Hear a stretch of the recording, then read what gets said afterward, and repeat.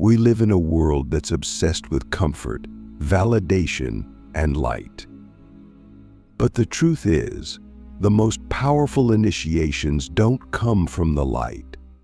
They come from the dark, from pressure, from chaos, from forces that most people run from.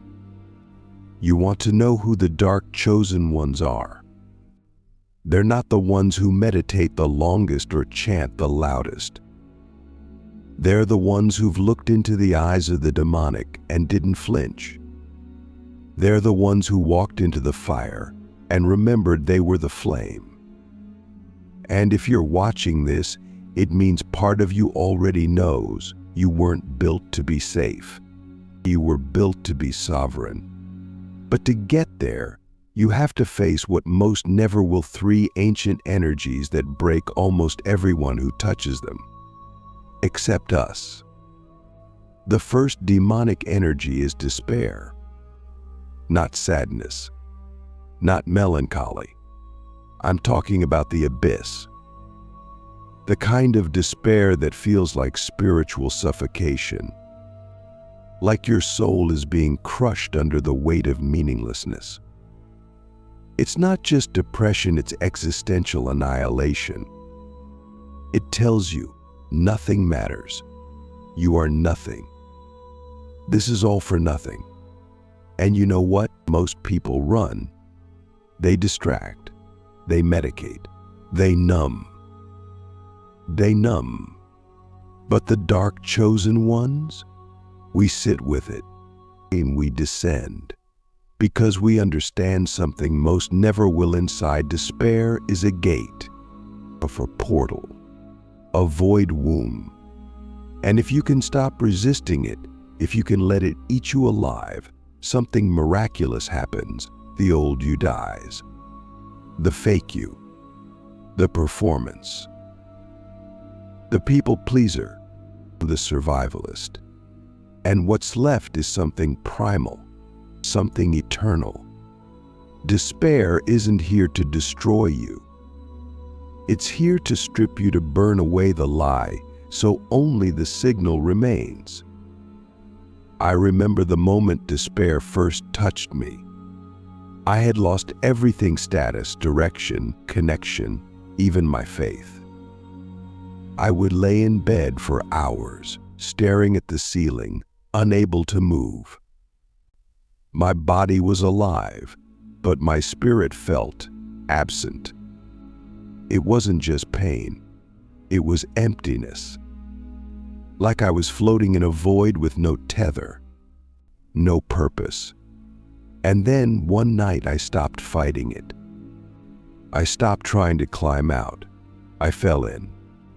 I whispered to the dark, "If you're going to kill me, do it.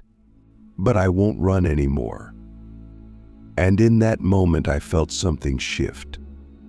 Not a happy ending, not a sudden miracle, but a stillness, a power. My eyes opened, and for the first time I saw clearly. Despair didn't weaken me, it initiated me. Because I didn't flinch, I didn't beg for rescue. I became my own resurrection. The second demonic energy is temptation, but not in the way religion paints it. I'm not talking about lust or indulgence, I'm talking about false light. The temptation to sell your truth for approval, to chase pleasure instead of purpose, to exchange depth for aesthetics. This energy doesn't scream, it seduces. It flatters your ego. It offers you shortcuts. It whispers, "Why suffer for your soul when you can just be liked?" It's the algorithm, the applause, the likes, the brand deals. It's the version of success that feels good but costs you everything. And here's what's wild: most spiritual people fall right here. They start with truth, but end in performance. They start with fire, but end in filters. Because temptation rewards you quickly. but it robs you slowly. And unless you truly faced it, you don't even know it's running you. I've felt it. I've heard it. There was a time when my content was exploding. My name was buzzing. People were calling me a teacher, a leader, a healer. And the temptation was strong: say less truth, say more of what they want to hear. Don't go too deep. Don't trigger too much.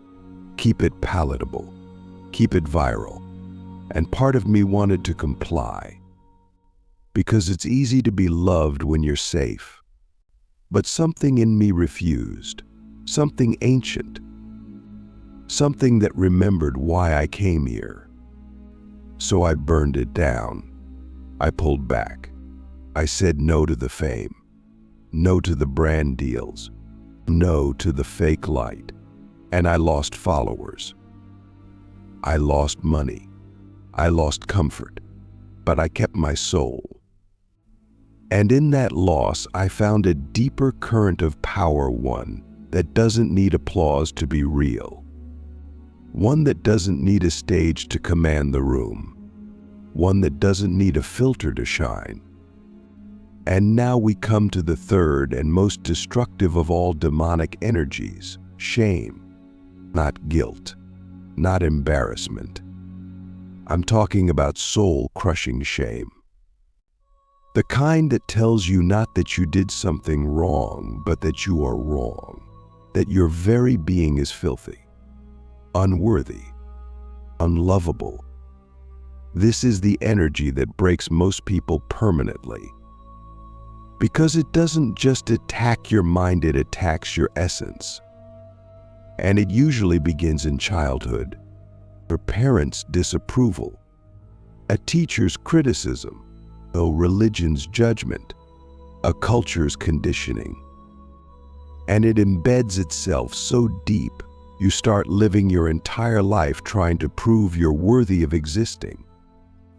But no matter how much you achieve, how much you give, how much you perform, it never feels like enough. Because the shame isn't logical, it's energetic, it's cellular, and until you face it head on, it will run your life like a hidden virus. But here's the truth: shame cannot survive truth. It only grows in silence, in secrecy, in suppression. The moment you bring it into the light, not performatively, but vulnerably, it begins to lose its grip. That's why the dark chosen ones don't hide from shame. We hunt it. We say, show me the lie. Show me the script. Show me the curse I inherited but never agreed to. And when we find it, we don't try to fix it. We hold it. We breathe into it. We say to ourselves, even if no one loves this part of me, I do. That's the alchemy. That's the liberation. Shame doesn't destroy the dark chosen ones because we stop asking the world to validate us. We validate ourselves. And in that moment, the power returns. The spell breaks. The demon bows. So let me ask you this. Which of these three demonic energies is still holding power over you? Despair, temptation, or shame? Where are you still running, still hiding, still hoping that someone saves you from it? And what would happen if, instead of avoiding it, you invited it in? Not to indulge it, but to integrate it. Because these forces don't come to destroy you. They come to test your sovereignty, to see if you remember who you were before the world told you who to be. But this is just the beginning, because in the next part, we go deeper. We don't just name the demons, we use them. You're about to discover how the very energies that once broke you can now become your source of unmatched spiritual command.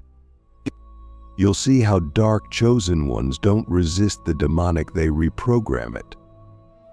We turn despair into depth, temptation into truth, shame into sovereignty. This is where power becomes real, not cosmetic, not performative, but unshakable. There's a secret most people will never understand about darkness.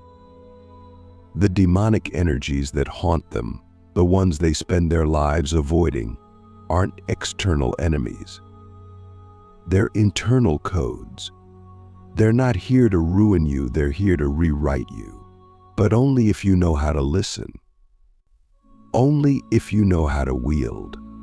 You see, dark chosen ones don't fight darkness. We reprogram it. We take what was meant to break us and turn it into architecture, into fuel, into frequency. And what's wild is that when you start to do this, the entire matrix begins to respond to you differently. You stop reacting to life. You start shaping it. Because you're no longer a program running old pain, you've become the coder of your own reality. Let's start with despair. Most people see despair as the end, the bottom. But for us, it's the deep beginning. Because buried inside despair is your most honest self. When the performance collapses, when the false identities die, when no one is watching anymore, that's when your real signal begins to emerge. I've learned that despair is a sacred vacuum. It pulls everything out of your life that isn't aligned. It strips you down to essence. And that essence, that's your power. If you know how to hold your center in despair, you become unshakable. You stop relying on circumstances to feel okay. You stop needing validation to feel worthy. You stop fearing death because you've already died and come back different. Here's the technique. When despair hits, don't escape. Don't distract. Don't numb. Instead, ask, what part of me is trying to die right now? And then let it. Let the old identity fall apart. Let the beliefs evaporate. Let the version of you that was built to survive burn. Sit in the ashes. Breathe. And wait. Eventually, something stirs. A whisper, or a knowing, a pulse of new code. That's your rebirth. That's a soul upgrade. Despair doesn't just initiate you, it rewires your nervous system. It teaches you how to sit in the void without flinching. And when you can do that, you begin to command energy, because you're not afraid of losing anymore. You've already proven to yourself that what dies wasn't real, and what remains is eternal. Now let's talk about temptation. This is the trickiest one, because it wears the mask of pleasure. It feels good. It flatters you. It rewards your ego. But it slowly kills your soul. The dark chosen ones don't resist temptation by suppressing it, we decode it. We ask, what is this really offering me? What wound is it targeting? For example, if you're tempted by attention, it's not because you're shallow, it's because there's a part of you that was never seen. If you're tempted by control, it's because there was a time when your life felt chaotic. Temptation always points to unhealed hunger. And when you understand that, you can feed the real need without feeding the lie. Here's the reprogram. Every time you feel tempted, whether it's to perform, to please, to chase, to numb, pause. Ask yourself, if I didn't need anything from this moment, what would I choose? That question will save your soul, because it brings you back to sovereignty. And when you live from sovereignty, temptation loses its grip. You don't need to avoid the spotlight, you just don't need it to feel whole. You don't need to reject pleasure, you just don't let it seduce you into forgetting your mission. This is the mastery. To be able to touch the fire and not get burned. to walk through the garden of illusions and not eat the fruit. Not because you're afraid, but because you remember who you are. And now, shame. The oldest, deepest, most viral program in the human system. Shame is the software that keeps people small. It tells you that your power is dangerous, that your desire is wrong, that your truth will make you unlovable. And most people believe it. They shrink, they conform, they sanitize. But the dark chosen ones, we confront shame with presence. We look it in the eye and say, "Whose voice is this? Who taught me I had to be less to be loved?" And when we find the source parent, teacher, system, religion, we send it back, not with hate, but with clarity. Because shame doesn't belong to us. It was implanted. And the moment you realize that, you begin to reclaim your original code. Here's the alchemy. Write down every belief that makes you feel ashamed. Every story that makes you hide your light. And then, one by one, ask, is this my truth or a program I downloaded to survive? If it's not yours, delete it. Uninstall it.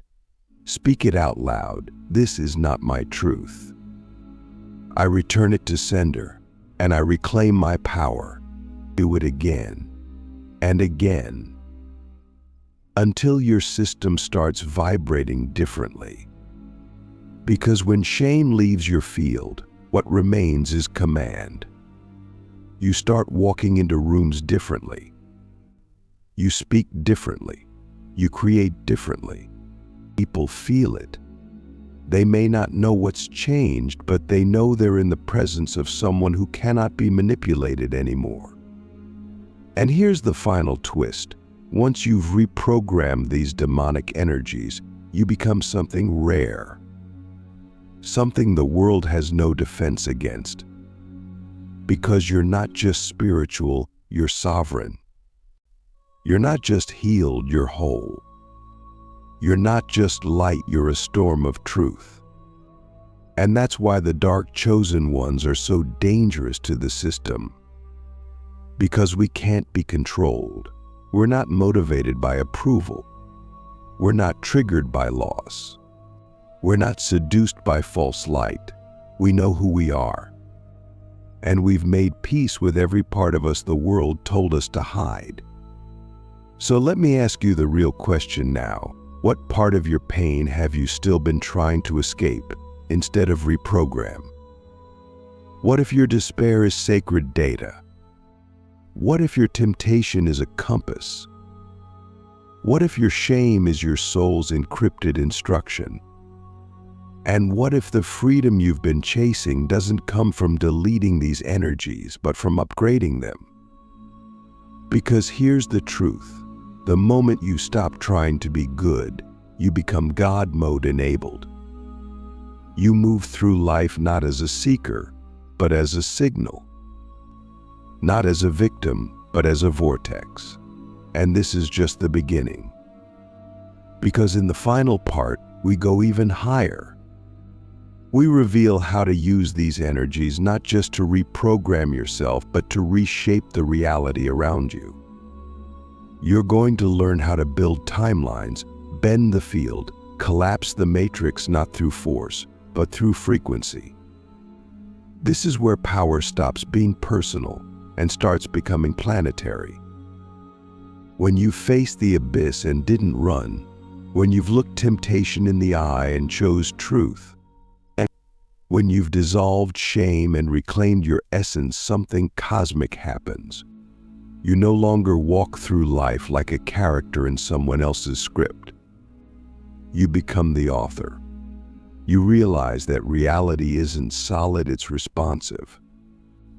It bends, it shifts, it reshapes itself around your frequency. The dark chosen ones don't just survive the demonic, they transcend the grid. We don't manifest from vision boards. We transmit timelines. We don't chase results. We encode outcomes. This is God mode, not as a fantasy, but as a vibrational law. Everything in your reality is responding to your dominant frequency. Not your words, not your actions, your energetic signature. And here's the key: when you've integrated despair, temptation, and shame, your frequency becomes coherent. And that coherence is what bends probability. When you say "I am," the universe doesn't hear your mouth, it hears your field. If your field is fragmented with fear, shame, or unconscious need, your results will reflect that. But if your field is unified, anchored in truth, you become undeniable. You walk into a room and things shift. People feel it. Opportunities rearrange.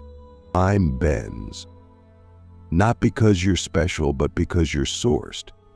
This is why frequency mastery is not about being high vibe all the time. That's a trap. It's about being authentic all the time. Realness is resonance. Integrity is magnetism. When your inner world matches your outer expression, your signal becomes clear. And the clearer your signal, the less effort you need to move reality. You don't force, you transmit. That's why the most powerful people often appear still, silent, simple. They're not reacting, they're radiating.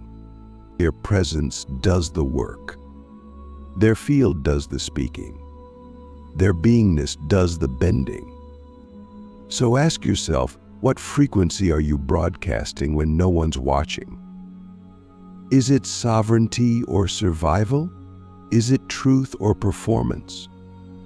Is it trust or control? Because the field doesn't lie. It mirrors. And when you raise your frequency through integration, not bypassing, but full spectrum embodiment, you no longer need to create your future. You collapse into it. You meet the version of you that already lives there. And from that state, you don't chase, you command. This is why the dark chosen ones are here. Not just to heal, not just to awaken, but to build the new earth through frequency. We are the architects of timelines, the coders of consciousness. The ones who remember that darkness wasn't sent to break us, it was sent to make us unbreakable.